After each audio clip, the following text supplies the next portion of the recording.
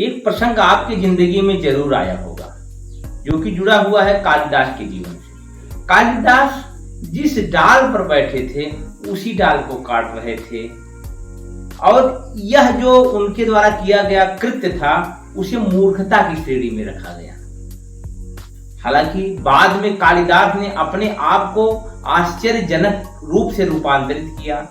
कुमार संभवम, अभिज्ञात शाकुंतलम, रघुवंशम जैसे महाकाव्यों की रचना की और इस धरती पर जन्म लेने वाले महानतम विद्वानों में अपने नाम को दर्ज करवाया। परंतु जो आजकल हम कर रहे हैं वह इस प्रसंग के पहले पार्ट पर फिर तो बैठता है लेकिन दूसरे पार्ट तक कहानी पहुंचे मुश्किल ही नजर आता है। स्वागत, अभिनंदन, आभार स्वीकार करिए अपने दोस्त रसल रघुवंशी का नमस्कार।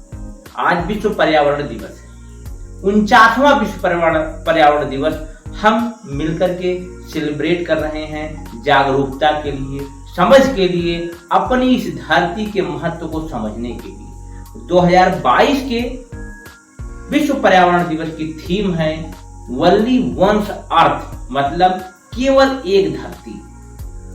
हम दूसरे ग्रहों पर, दूसरे आकाश गंगाओं में, दूसरे सौर मंडलों में जीवन की तलाश में लगातार काम कर रहे हैं। स्पेस एक्स हो, नेक्स्ट हो, चाहे वह अन्य नासा, इसरो या दुनिया की बड़ी बड़ी यूरोपियन एजेंसी जैसी एजेंसियां हों, वह अन्य ग्रहों पर जीवन, एलियंस को लेकर के लगातार प्रयास कर रहे हैं खोजने के लिए, या फिर अन्य ग्रहों पर बस्तियों को, मानवीय बस्तियों को बसाने के लिए प्रयास कर रहे हैं।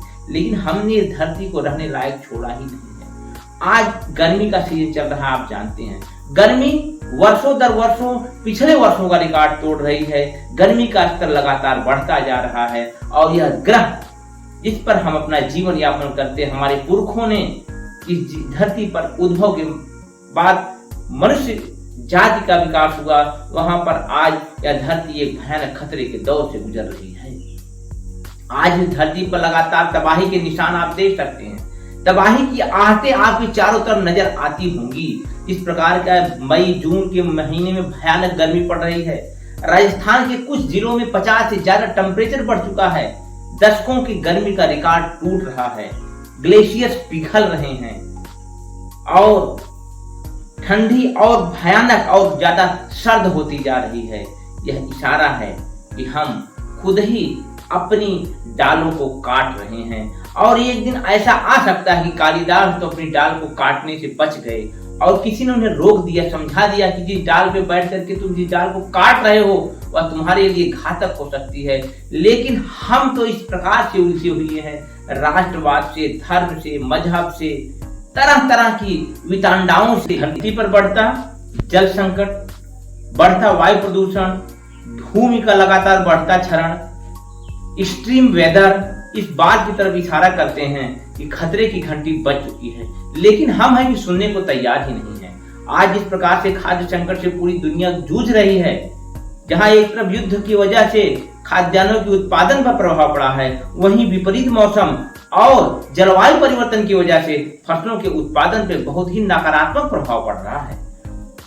अभी आपने कुछ दिन पहले देखा होगा कि भारत ने अपने देश से गेहूं के निर्यात पर रोक लगा दी। उसको लेकर के पूरे विश्व में कोलाहल हुआ। अमेरिका से लेकर के यूरोप, यूरोप से लेकर के जापान, जापान से लेकर के ऑस्ट्रेलिया, ऑस्ट्रेलिया से लेकर के ब्राजील तक सभी देशों ने इस बात की आलोचना की कि भारत को इस प्रकार का निर्णय नहीं लेना चाहिए। वहीं दूसरी तरफ इंडोनेशिया, जो कि विश्व का सबसे बड़ा पाम ऑयल का निर्यातक है, उसने भी अपने देश में पाम ऑयल के निर्यात पर रोक लगा दी।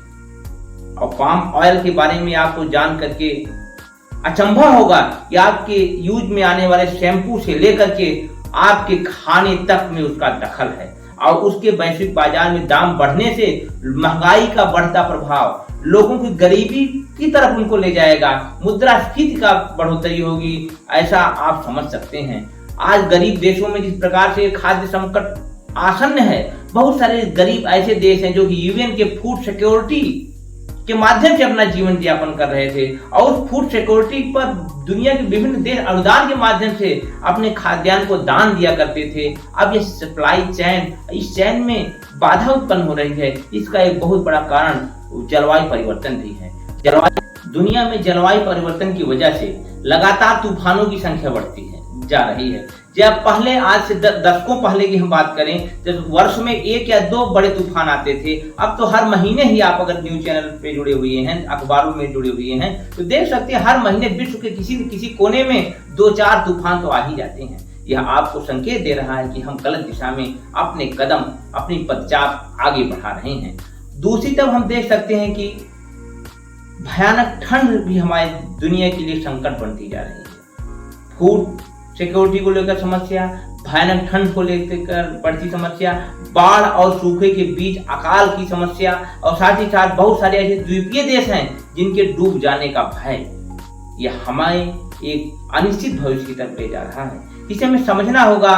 और बहुत लंबा मैं वीडियो रखूं या महत्वपूर्ण नहीं है, महत्वपूर्ण इस बात का है कि आप इस संदेश को समझें, इस विचार को समझें, अपने आसपास हो रहे परिवर्तनों को अपनी आंखों से देखें और अपने आने वाली संतानों पर जो आपकी गोदों में खेलते हैं, जिनके लिए आप खिलौने लाते हैं, जिनके लिए आप तरह तरह की खुशियों के लिए प्रयत्न करते हैं, रुपया पैसा विभिन्न प्रकार की समस्याओं का सामना करते हैं, अपने जीवन को जोखिम में डालते हैं, कहीं ना कहीं हम लोगों की गलतियों से हमारे आने वाली पीढ़ियां पीड़ित होंगी, उन्हें तरह तरह की समस्याओं का सामना करना पड़ेगा। आज का हमारा लाड प्यार उनके भविष्य में बना रहे, वह हमें हमेशा कृतज्ञता की नजर से देखें। इसलिए जरूरी है कि हम इस धरती को बचाने के लिए, जिसे हम एक धरती कह सकते हैं, उसमें एक ऐसे सकारात्मक भाव से प्रयास करें कि हम एकजुट होकर के इस धरती बचा सके। या किसी व्यक्ति राष्ट्र के बस की बात नहीं है, यह संपूर्ण एकजुटता, पूरी मानव